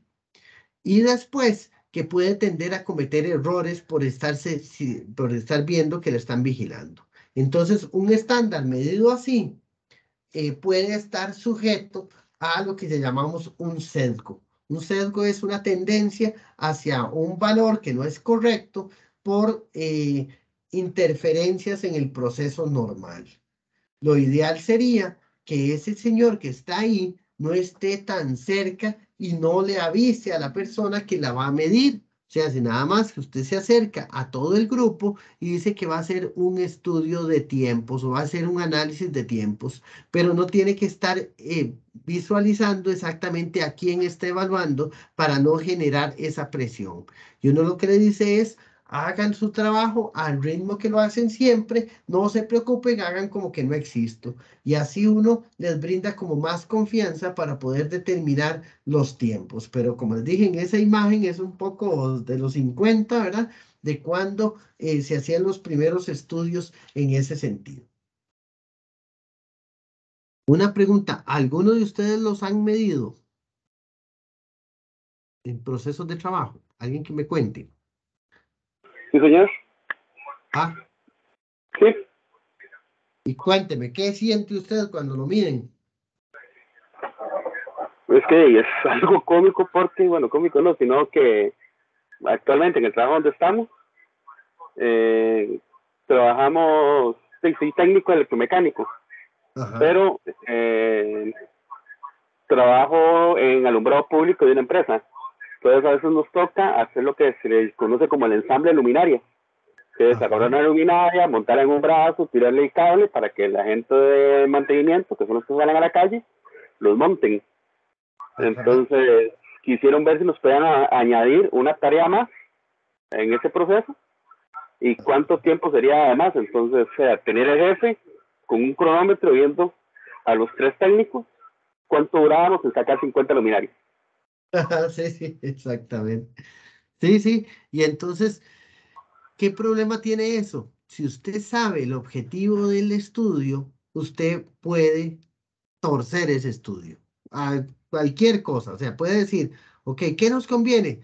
Nos conviene que duremos más, o sea, vamos a hacerlo con mucho detalle para que quede muy bien y así no nos pone la tarea extra. O nos sentimos presionados y corremos para que vean que sí podemos y cuando vemos nos pusieron una tarea adicional porque vieron que se exceda el tiempo. O sea, no es un proceso que pueda uno decir que está libre de interferencias. Entonces, eso que les hicieron, pues sí, es normal, alguna vez lo he visto, pero yo no lo haría de esa forma porque deja de ser natural.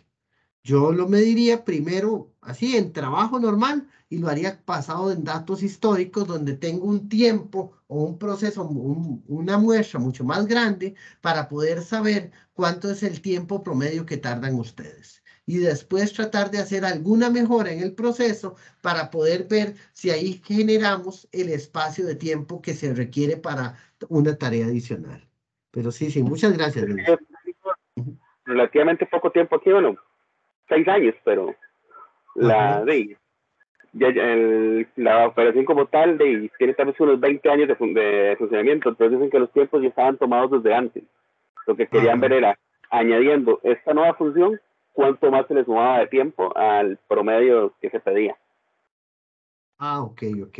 La solicitud era, trabajen a una velocidad que no se esté nerdeando, pero que no incurra en riesgos de calidad o de seguridad. Ajá. Sí, está bien, eso sí, eso es lo que se suele pedir. Sí, sí, pero como les digo, es normal también que a uno le apliquen mediciones, es parte de las tareas también que a uno le puede pasar. Lo que pasa es que hay que tratar de buscar generar el menor impacto sobre las personas cuando uno hace una medición para que los resultados sean más claros. ¿Se puede dar comentarios? ¿Sí? Estoy midiendo uno y uno no se da cuenta. Se aplica también, ¿verdad? Sí. Sí, realmente, bueno, antes las distribuciones de las plantas tenían como las oficinas en la parte de arriba y tenían ventanales. Entonces, era muy cómico ver que bueno, todo el mundo trabajaba y desde arriba eran que hacían las mediciones. Entonces, así todo el mundo estaba trabajando normal y había alguien midiendo a distancia sin que las personas se dieran cuenta. Entonces, no es realmente el objetivo no es hacerlo a escondidas, sino no generar depresión a la persona para que pueda hacer las cosas al mismo ritmo que lo hace siempre. Entonces, eso es lo que yo he visto. Entonces, puede variar, pero sí se requiere, en el caso de ustedes, por ejemplo, si van a tener una tarea más, pues evaluarla primero antes de implementarla. O sea, para mí sería mucho peor que nada más dijeran, de ahora en adelante tienen que hacer esto también y tienen que salir con la misma cuota. O sea, eso lo he encontrado en algunas organizaciones. Por lo menos ustedes les dieron la oportunidad de medirlos para poder determinar si tenían esa capacidad de ampliarlo o no.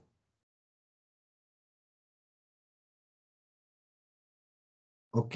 Bueno, aquí dice, los estudios con cronómetros se deben aplicar, dice, se va a ejecutar una operación, actividad o tarea nueva.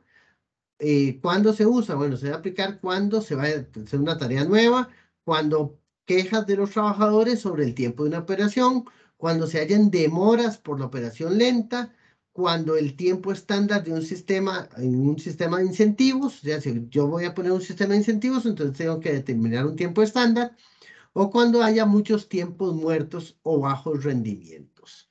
Entonces, sí es cierto, o sea, yo realmente usaría esta herramienta cuando vea problemas en la producción. O sea que yo tenía, como usted decía, hay varios años de estar produciendo algo con un ritmo y veo que empieza a caer el nivel de producción.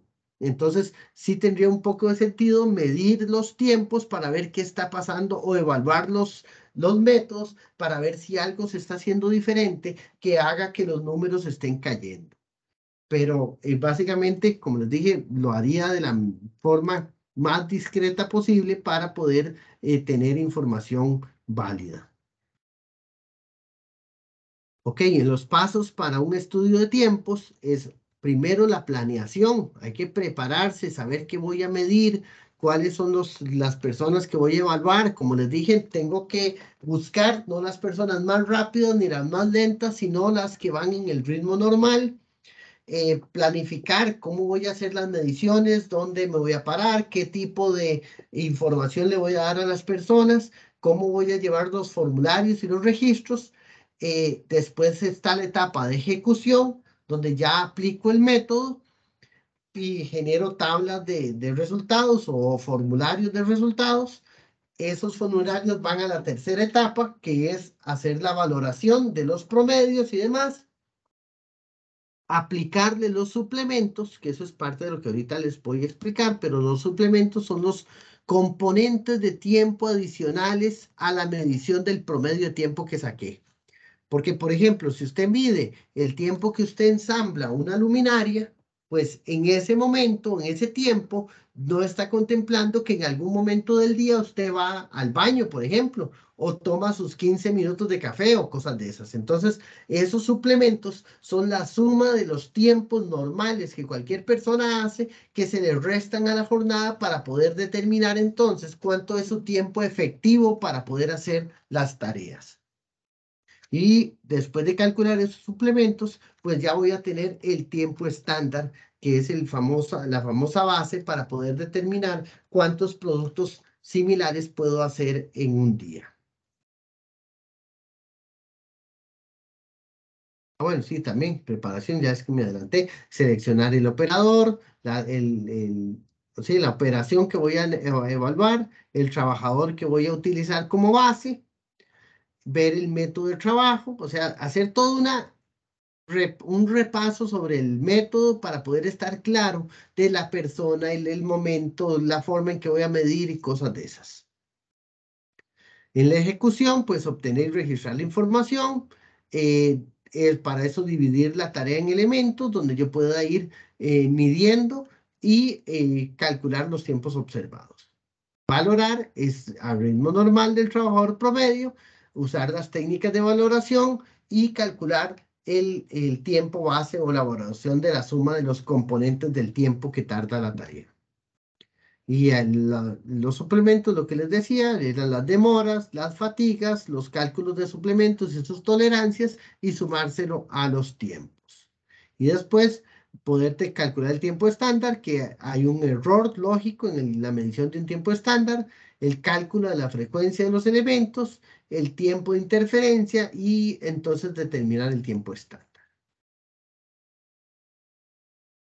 Ok, entonces para poder hacer una adecuada medición de ese tiempo estándar, debo definir cuáles son los elementos que componen la operación y poder entonces identificarlos y medirlos individualmente.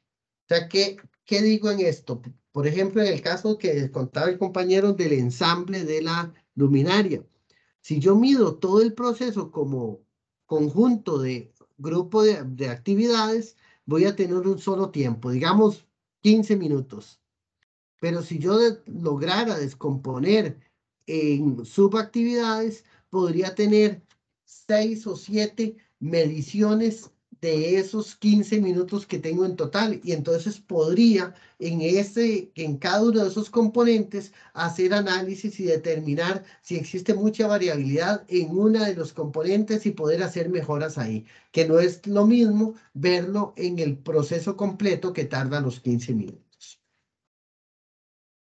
Igual separar los tiempos de máquinas de los tiempos manuales y identificar cuando la máquina está detenida y cuando la máquina está en marcha. O sea, son diferentes tiempos, no solo lo que yo hago, sino que también los equipos que utilizo, cuando están ociosos y cuando están activos. Ok, entonces, dentro de la clasificación de los tiempos o de las tareas, están regulares o repetitivas, que son las que aparecen una vez cada ciclo de trabajo. O sea, hay actividades que se hacen más veces que otras. Entonces, esas son importantes porque al ser tan repetitivas, si yo logro una mejora en una de esas tareas, voy a tener un gran efecto sobre la producción total porque son las que más veces se hacen.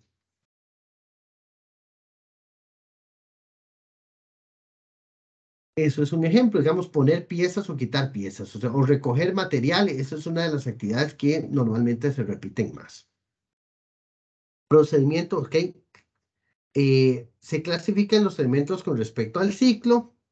Hay algunos que van a ser poco comunes o irregulares, que también es importante cuantificarlos porque hay que determinar con qué frecuencia se dan. Por ejemplo, en una maquila que estamos cosiendo partes, por ejemplo, el evento es que se quiebre la aguja. Entonces, si es que quiebra una aguja, hay que sustituirla. Entonces, eso es un tiempo que uno tiene que tomar en cuenta, pero que no es parte del proceso normal, sino que va a ir a los análisis posteriores.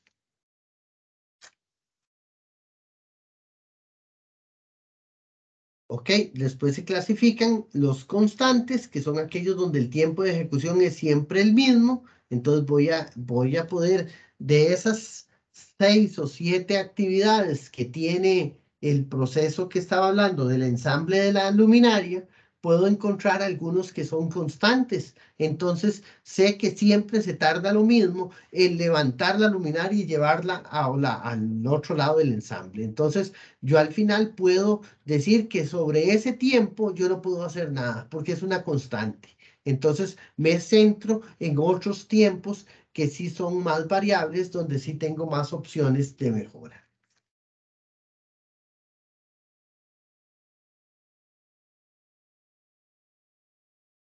sea, casi siempre dicen que ocupa una tabla de tiempos, una hoja de observaciones y un cronómetro. Y hay diferentes tipos de cronómetros. Ahora todos los tenemos en el celular.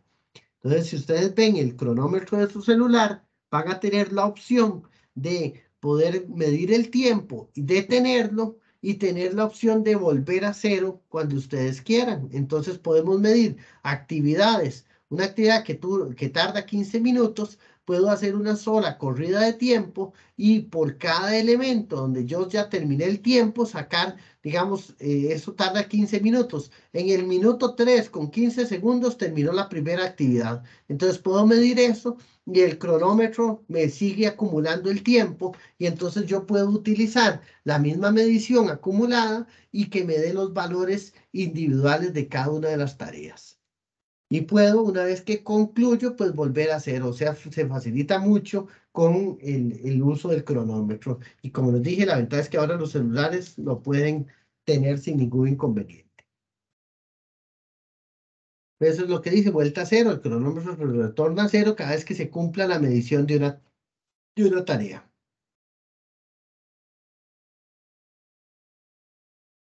Y esto es el retrapante o con acumulación. Se emplean en tareas cortas en los que los errores cometidos al retornar a las agujas a cero son importantes. Entonces, lo que les decía, que yo pueda pulsar el cronómetro para que me dé el dato que ocupo, pero una vez que lo vuelva a pulsar, él siga con la medición de tiempo que ya tenía.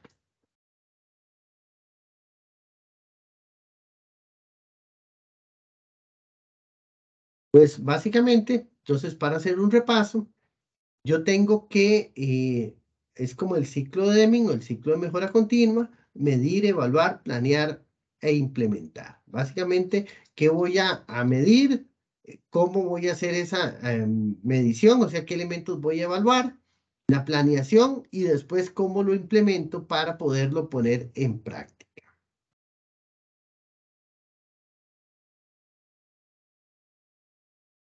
Muy bien, también definiendo es definir claro el problema, que es la parte más importante de un estudio.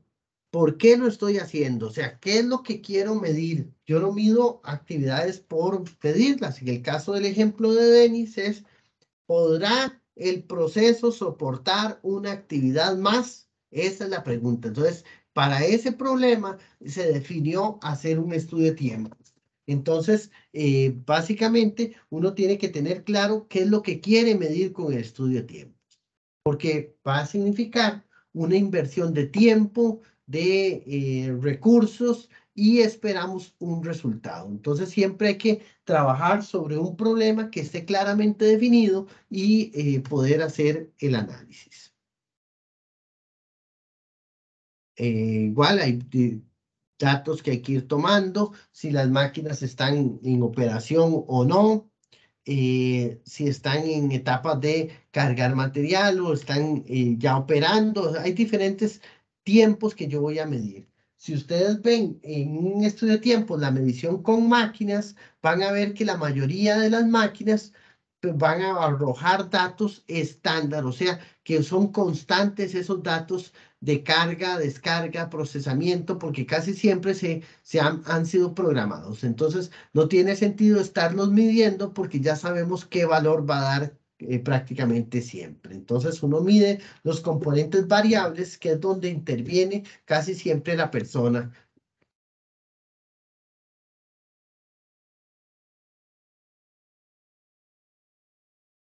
Ok, y el estudio tiene que tener un nivel de aprobación.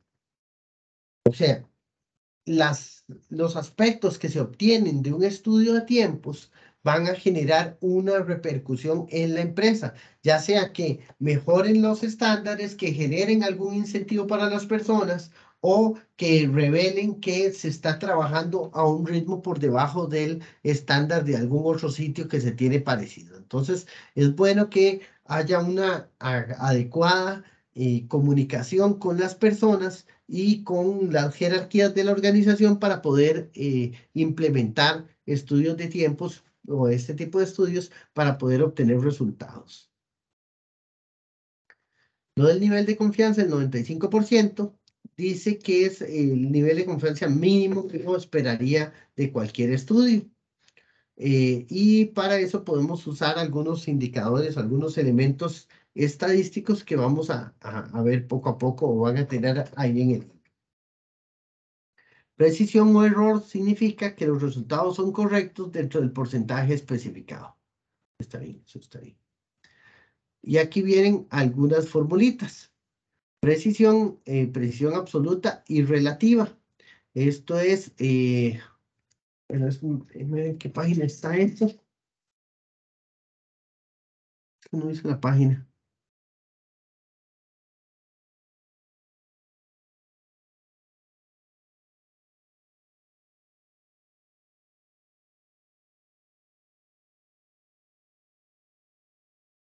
Es donde fijan los datos numéricos, pero no lo ubico.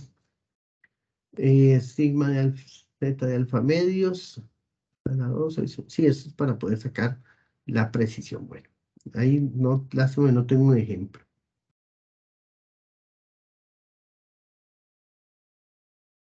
Profe, página 219, vi algo ahí. Ok, vamos a No sé si le buscarlo. sirve.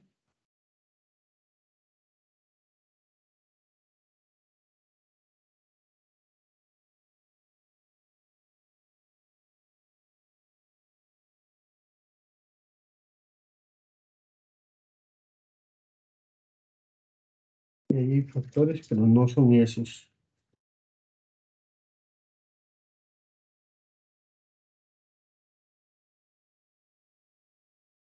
No son, siendo más para acá, sino tampoco lo encuentro.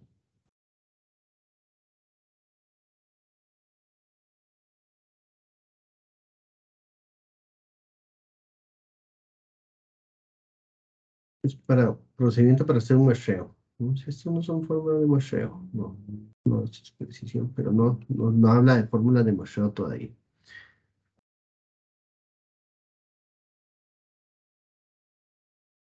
Aquí no encuentro una fórmula aquí.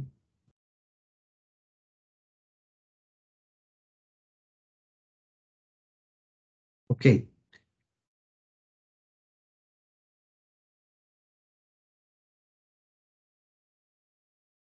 Ok, aquí tal vez lo que quiere mostrar es que cuando yo voy a hacer un estudio para poder determinar la valoración de un método o sacar algún tiempo estándar, yo puedo hacer un estudio preliminar.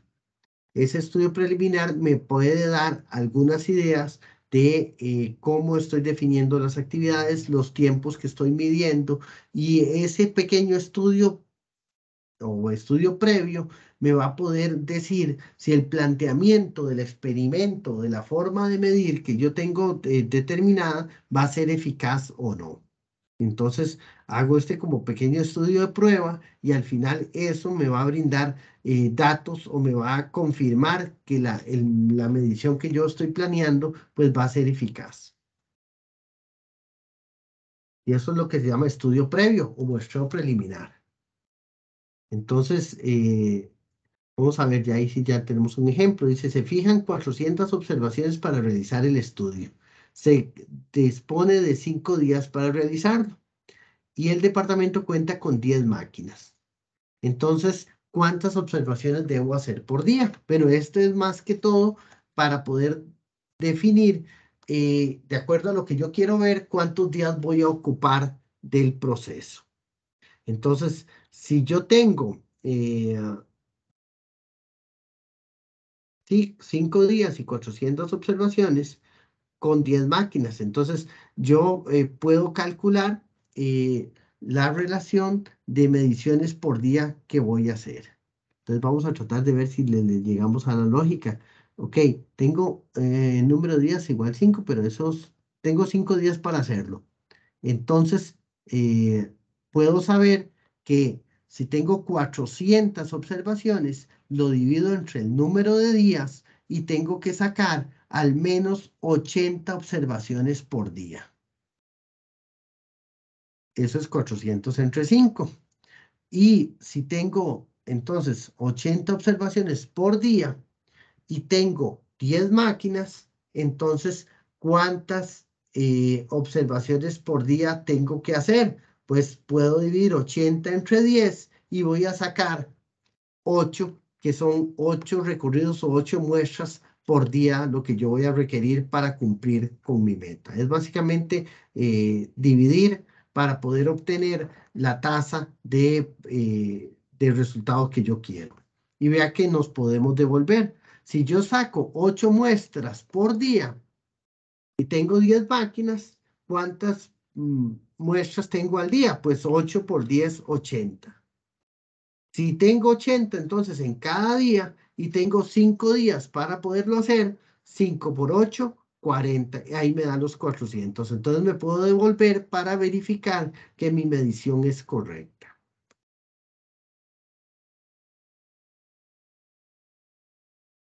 Y eso es básicamente 80 observaciones por día, entre 8 recorridos son 10. Básicamente eso. ¿Qué se entiende por un recorrido? Es el trayecto que sigue el analista para realizar el muestreo. En este ejemplo, será la ruta que sigue para estudiar las 10 máquinas. Entonces, eso es un recorrido.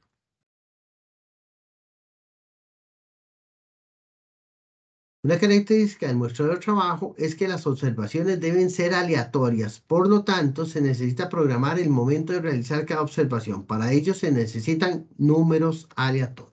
Voy a decirlo de esta forma. Ok, si yo estoy haciendo un muestreo, me tocó, por ejemplo, una vez cuando todavía Gallito era Gallito, ir a medir los internacionales. Entonces nos dimos una comida de chocolates una vez. Entonces lo que hacíamos era generar un estudio para poder generar un gráfico de control, que es para poder medir si hay variaciones o no en el peso del chocolate. Entonces lo que hicimos fue hacer mediciones cada 5 minutos. Entonces, ¿qué significa eso? No es que es aleatorio. Lo que es aleatorio es que cualquier muestra de la producción puede salir para análisis.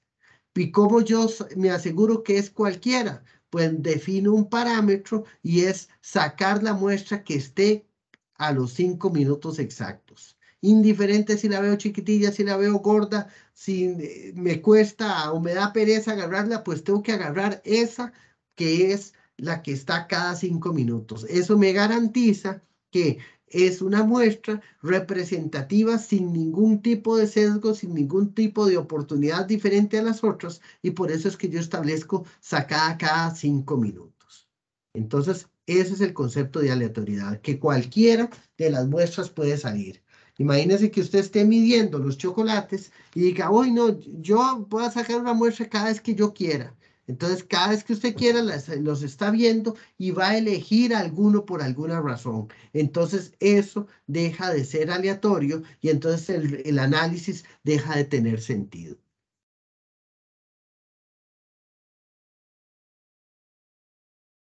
Entonces, básicamente, estamos hablando de muestreos o de la toma de muestras en general. Aquí hablan como un ejemplo de los recorridos, porque digamos que la persona va por varias máquinas, pero podemos extenderlo a cualquier tipo de análisis que usted está sacando una muestra. Pues obviamente no programe en el tiempo aleatorio que le quede a la hora del café o del almuerzo. O sea, en ese caso, o suspende, que es lo que hacíamos nosotros cuando es tiempo de café, entonces ahí no se hacen mediciones, se espera que la gente vuelva, que pasen unos 5 minutos para que ya agarren ritmo y ahí se empiezan otra vez las mediciones. También dice el tiempo de recorrido, tiempo es el que tarda el analista en hacer todo el recorrido, si ya lo dijimos. Que sea aleatorio, que la distancia entre cada observación debe ser mayor al tiempo de recorrido.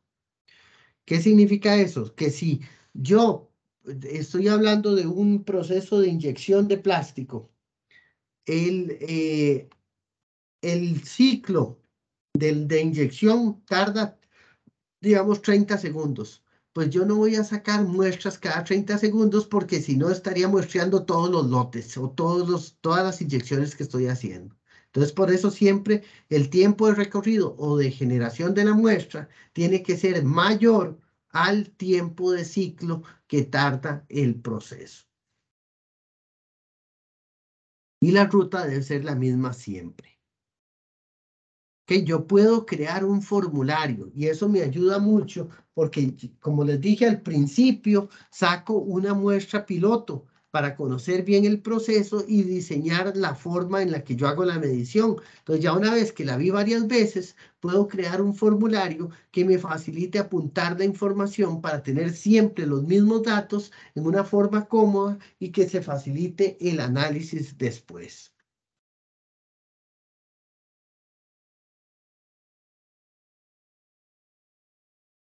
Ajá, determinar el porcentaje de presencia de la actividad a medir, ok, al finalizar el muestreo preliminar, bueno, eso es como una explicación. Una vez que se ha finalizado el muestreo diario o el preliminar, se calcula el porcentaje de presencia de la actividad estudiada. Entonces, eso es que yo puedo generar un muestreo aleatorio que me permita, o un muestreo, perdón, piloto, que me permita conocer cuánto es el valor esperado que yo tenga.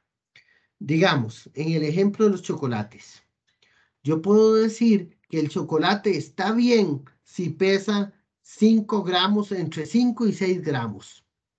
Y digo que el chocolate está mal si pesa menos de 5 o más de 6.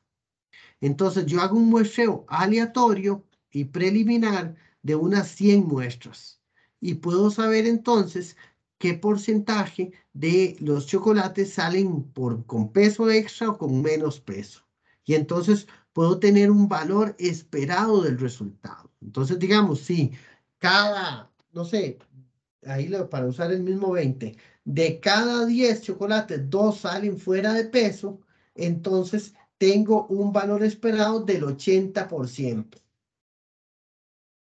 Y entonces ese valor me ayuda a calcular el tamaño de muestra. Entonces yo uso ese muestreo preliminar para obtener una idea de cuál es el resultado del proceso y usar eso en mi fórmula del cálculo del tamaño de muestra. Por eso, a partir del valor estimado de P, el cual puede ser fijado mediante experiencia, eso un muestreo preliminar. Ese valor estimado de P, como les dije, es este del 80% o del 50%, lo que les dé basado en la muestra preliminar que ustedes tomaron. Y el número de observaciones a realizar está dado por eso, que es K es el coeficiente del factor de riesgo, la desviación estándar, el riesgo del error y la media aritmética de los tiempos del reloj. Entonces, eso es como una fórmula para poder sacar el número de observaciones que yo tengo que realizar basado en los resultados de una muestra preliminar.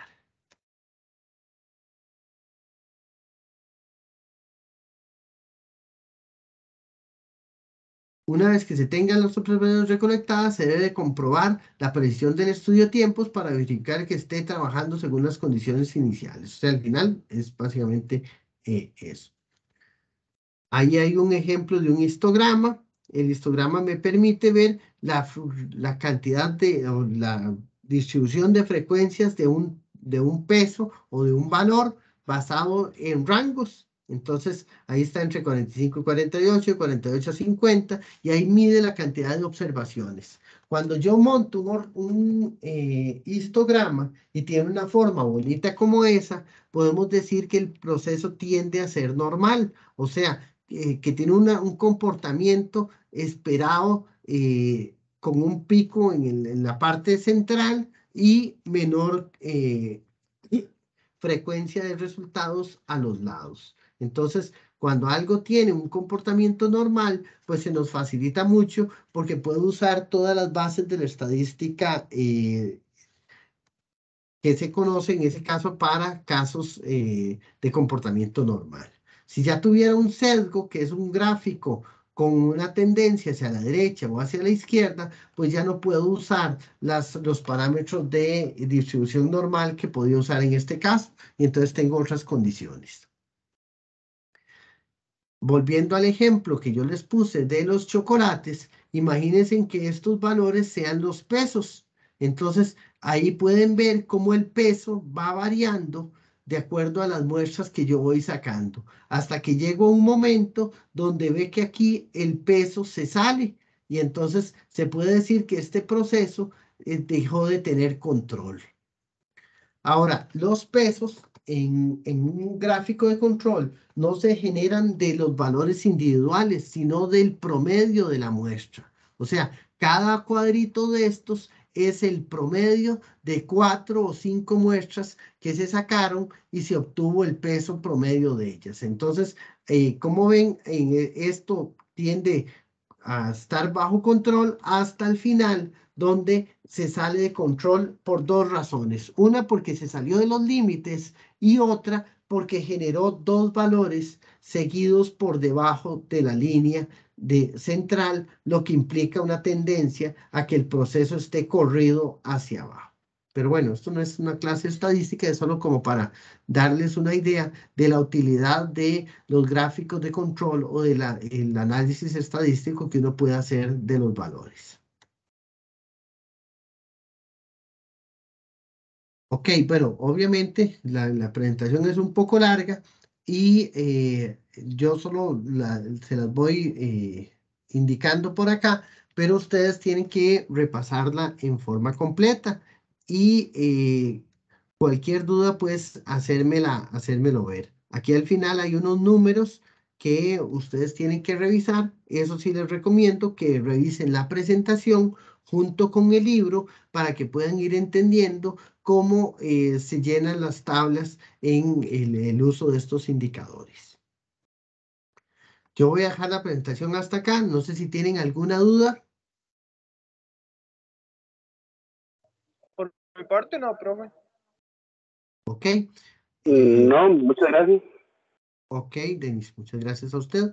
Decirle sí que a veces es un poco tedioso, pero les sugiero que repasen un poco la materia antes de la tutoría. Las presentaciones están agradables, es bueno nada más hacer el estudio, la revisión con el libro a la par para facilitarse un poco el entendimiento. Aquí hay algunas partes como esta que nos dice qué capítulo del libro y en qué página, y uno puede seguirlo y así ir entendiendo poco a poco el análisis que están haciendo. Entonces, decirles que les agradezco muchísimo y que nos vemos, ya les dije, el día, ya lo repito otra vez, el día 18 de octubre, ¿ok? Entonces, les agradezco mucho y que tengan una excelente noche. Entonces, nos seguimos viendo los martes, ¿ok? Gracias, profe. Muchas gracias a Gracias, profe. ustedes. Buenas noches. Bueno, a ustedes. Muchas gracias, buenas noches. Buenas noches, gracias.